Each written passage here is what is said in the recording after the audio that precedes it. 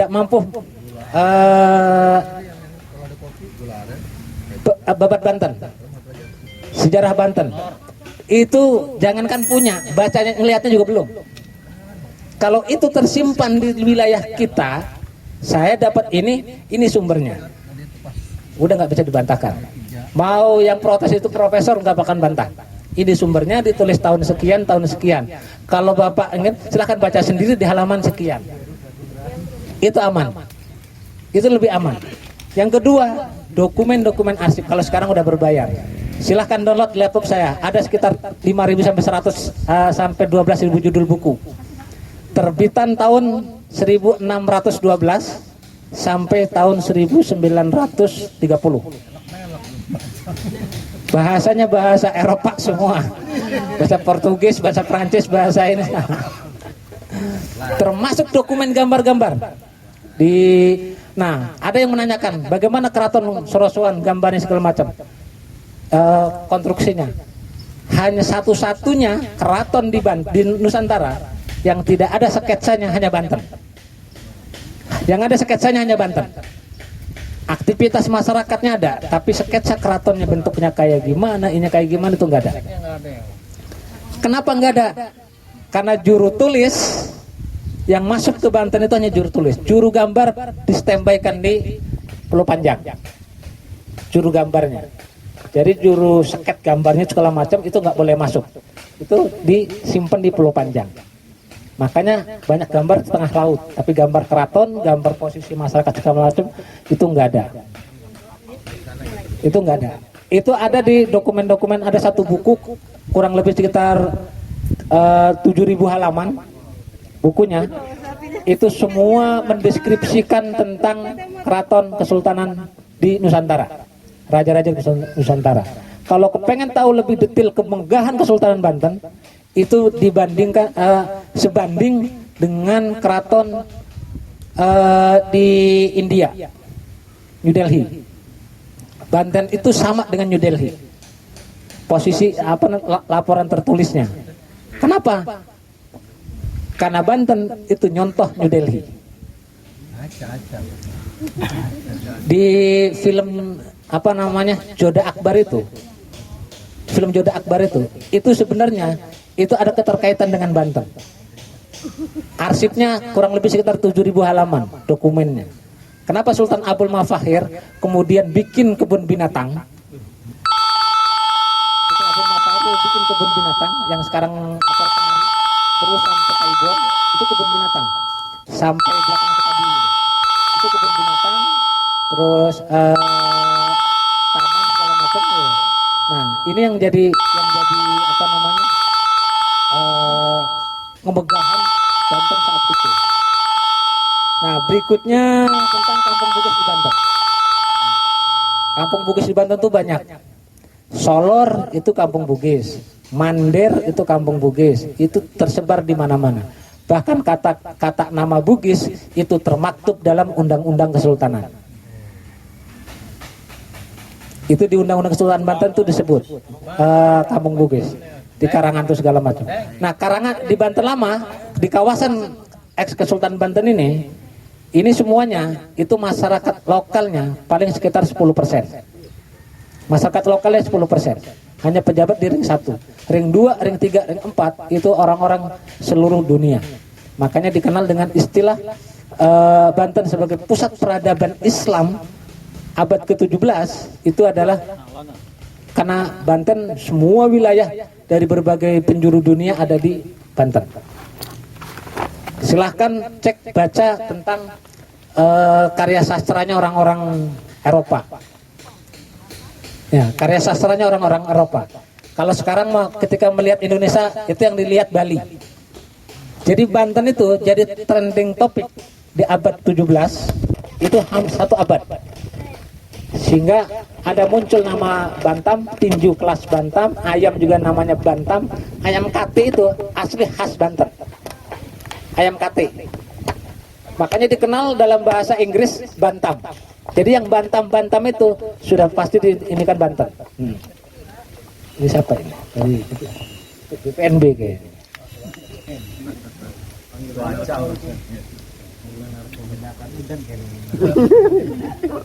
Di ujung, di tengah. Benteng.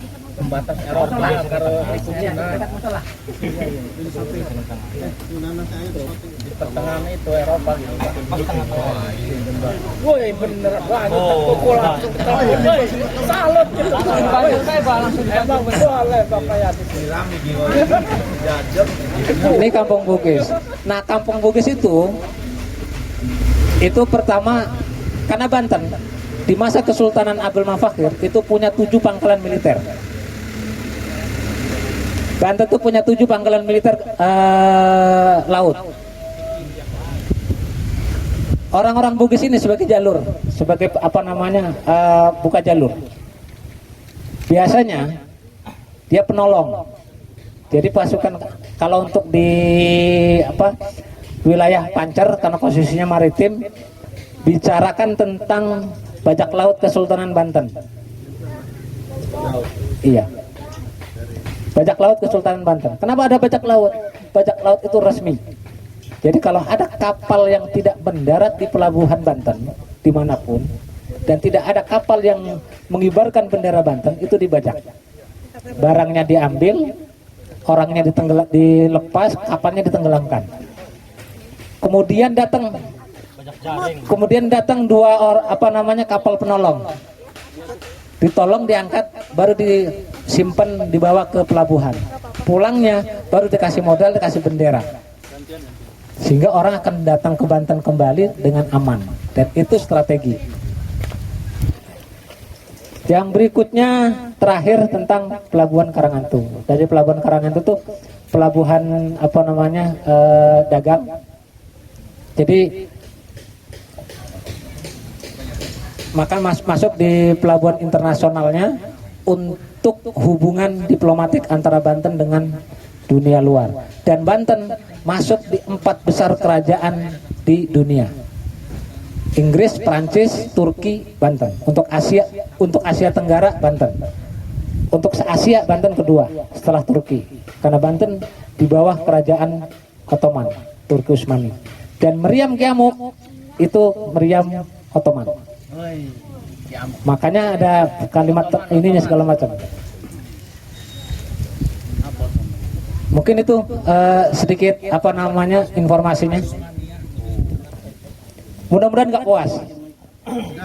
puas. Kalau puas habis informasinya. Jadi yang pohonan yang enak pohon apa yang ada di Banten yang sampai sekarang khas pohonnya memang ada di Banten. Kalau khas pohon itu pertama yang asalnya milik Banten, pisang raja. Itu pisang raja. Pisang raja itu diarsip di di manuskrip. Orang Banten tuh sarapannya menggunakan pisang raja.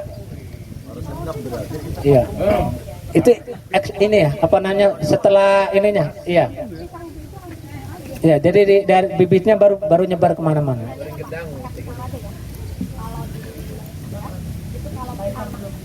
Saya itu di mana?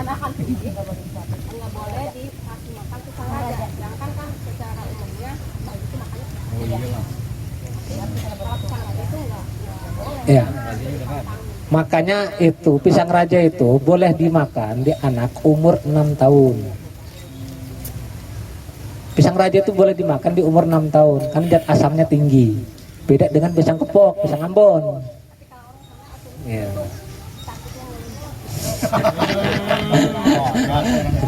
Nah itu. Nah kalau jenis pohon yang sudah hilang itu jambu anyar. Jambu anyar itu jambu air yang buahnya segede-gede ini nih. Sekarang udah mulai bermunculan. Tapi yang khas milik Banten dan tidak ada yang lain adalah nangka bedul. Iya, nangka bedul. 2001 itu masih ada di Baduy, Pohonnya nangka, tapi berbuahnya itu di akar kayak umbi-umbian. Itu nangka bedul khas, dan itu nggak ada lagi di daerah lain. Hah? Pohon besar, pohon biasa, pohon nangka. Iya, jadi kalau matang, kalau ada buahnya, itu di akar kayak gini nih, keluar ini apa namanya gundukan. Kalau pecah itu biasanya matang. Kenapa dinamakan nangka bedul? Karena biasanya kalau udah matang itu digusur-gusur sama bedul. Makanya sekarang itu terakhir itu saya informasinya di Baduy. Iya. Nangka ini dong, nangka yang ada di apa namanya berbuah di akar. Silahkan dilacak. Karena tahun 91 itu di Bojonegara, di kampung saya masih ada. Tapi sekarang dilacak lagi nggak ada. Ketika mau proses di budidaya ya. Itu yang paling ini apa namanya yang khas. Kalau yang lainnya mah banyak.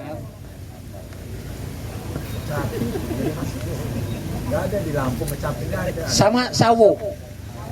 Sama sawo. Sawo, kalau sawo kecil Palembang. Nah, makan nangaran sawo kecil kuncilik. Sumatera, ya. Iya, sawo itu khas, makanya ada kebun sawo.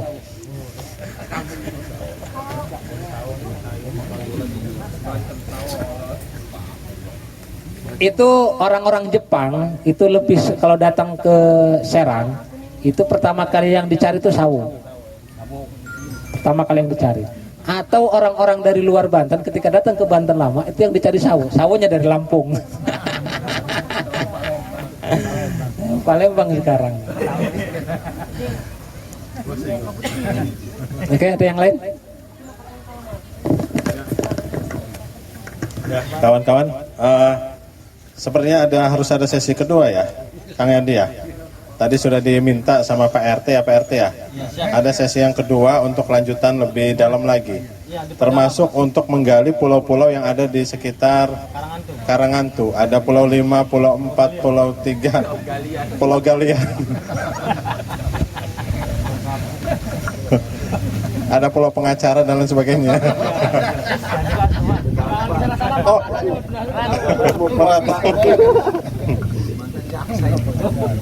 soalnya memang penting karena yang bersandar di sekitar Pelabuhan Karangantu itu bukan pada perahu-perahu lokal. Ya hampir semua, bukan hampir semua negara ya, beberapa negara itu hadir di Banten, termasuk Banten sebuah bisa dibilang suatu kerajaan yang metropolitan, kerajaan yang terbuka menerima siapapun yang hadir di Banten.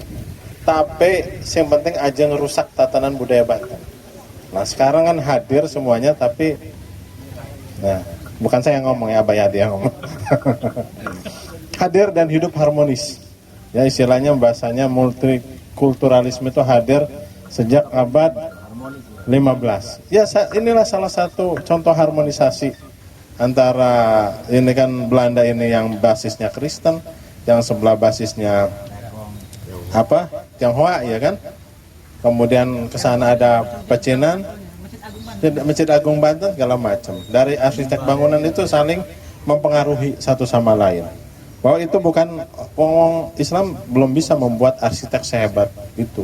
Makanya hadir siapa namanya Cek Bancut gitu kan. Ternyata setelah diteliti oleh mahasiswa dari Malaysia ya, dari Islamic Architecture, memang gaya-gaya dari menara itu masih mengadopsi konsep Cina. Ada yin and yang, ada keseimbangan. Nah, sementara itu kan tidak dipelajari. Sementara yang kita duduki, yang disolati bukan orang-orang mereka, tapi orang-orang kita yang menikmati. Begitu juga di Cirebon, itu kan orang Cina sangat patuh gitu ya terhadap Sunan Gunung Jati. Mereka mempercayai karena ya memang masih ada hubungan emosional yang cukup kuat. Nah ini yang menarik di Banten gitu kan. Ini yang memang harus dihadirkan di kampung-kampung wisata. Semua kan mempunyai keunikan dengan bisa jadi di situ ada nilai-nilai sejarah tersendiri, ya kan? Ini baru ulasan yang sangat kecil ya. Sebenarnya teknik Pak ya, biar ada undangan yang kedua. Kalaupun 3 tahun tuh nggak habis. Iya. Boleh Pak, boleh. Apalagi basis Karangantu itu kan luar biasa. Sini pelabuhan internasional. Ya kan, teman-teman juga harus bisa kuat. Ya. Apalagi buat festival kan, harus storytellingnya harus kuat gitu kan. Segala macamnya. Kenapa harus di daerah sana gitu kan? Tidak hanya sekedar gaya-gayaan doang. Seperti yang di Tangerang itu perayaan apa tuh? Pecun ya. Ya, bukan ini pecun yang susun. Pekcun. Ah, pekcun. Ya. Bener. Sudah diupdate dulu membernya. Oh, tahu udah ada luar sah. Dulu pernah pakai ngawaji Pak. Kalian buka-bukaan deh tuh. Ini makanya silver apa gold? Ya, jadi ini mungkin karena waktu jualan lah kita sudah 3:30, teman-teman yang lain juga terlalu jauh gitu kan. Mungkin kalau memang masih berkenan kita akan coba buat lagi gitu kan. Timingnya dipas gitu kan. Kemana nih? Apa mau lanjutkan setelah ini, mau dilanjutkan lagi bah atau gimana? Terserah, saya serahkan ke teman-teman. Kan rencananya kan mau ke Karodangan, ya kan? Karodangan baru kembali lagi ya. Oh gitu. Atau kalau mau masih biar tidak putus gitu kan mata rantainya, apa mau dilanjutkan lagi untuk bab yang kedua? Ini baru mukadimah ini. Setelah semua udah beres dari perancangan ke yang lain baru nanti setelah udah jam ke ujung baru kembali lagi. Oh, balik lagi ke Ki Amok ya.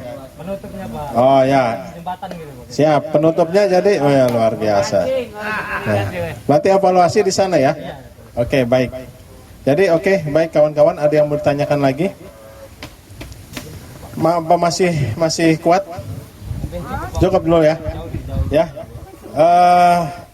Mungkin ini saja ya dari kami, sekedar informasi saja. Untuk selanjutnya kita akan silaturahmi lagi ke kampung yang kedua, di kampung Karodangan. Ini kampungnya pembuat rendang. Harinya hari apa Mang? Katuran Mang? Senin saus. Senin minggu depan ya, siang ya. Jam berapa? Habis duhur ya. Kita mulai habis duhur, tapi saya sebenarnya pengen kalau di sana kan basisnya alam, kita pengen telusur. Ya terserah lah. Gunung Bu. Gunung. Ya.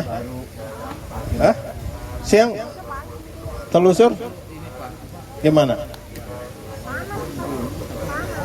Panas ya?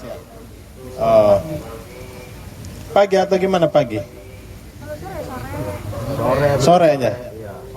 Sore sekalian ya. Ya. Kalau pagi Habis materi. Ya. Sebenarnya mah enakan kita ini dulu, telusur dulu baru kita gimana? Oh ya.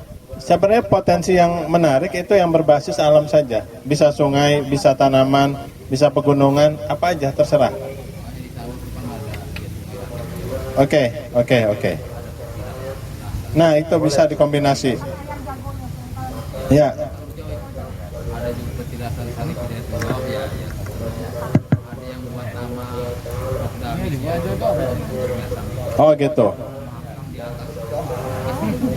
Ya oke. Nanti saya serahkan aja lah.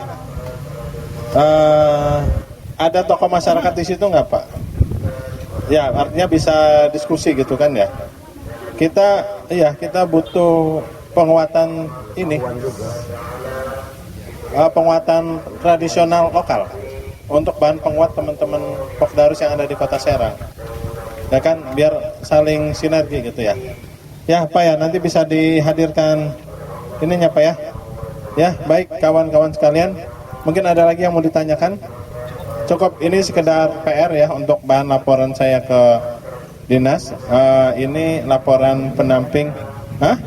Ya kan karena ini tidak bisa hari ini sore ini, jadi bisa silakan didiskusikan. Nanti minggu depan tanggal berapa Bapak? Tanggal 9 November 2020 kita akan ketemu di Karodangan. Jadi bagi teman-teman ada yang belum tahu, patokannya kalau dari Serang itu Ciracas ke SMP Pariskian itu terus saja sampai ketemu gerbang putih sebelah kanan itu masuk. Ada tulisan kampung wisata ya, sekedar mengingatkan saja bagi teman-teman yang belum ke sana. Jadi kita akan trekking, jadi usahakan memakai sepatu. Busana trekking. Ya, ya Pak ya. Nanti untuk makan segala macam nanti kita akan diskusikan Pak ya. Yang apa adanya Pak makanannya ya. Adanya ayam siap, adanya rendang ya siap. Alhamdulillah Pak ya. Pokoknya apa adanya people. Apa aja lah. Kalau nggak ada apa-apa ya diadain aja. Ya, Pak, sama tuh yang manas-manasin sebelah sana Pak ya. Pispa. Oh dekat laut ya. Jalan. Orang modal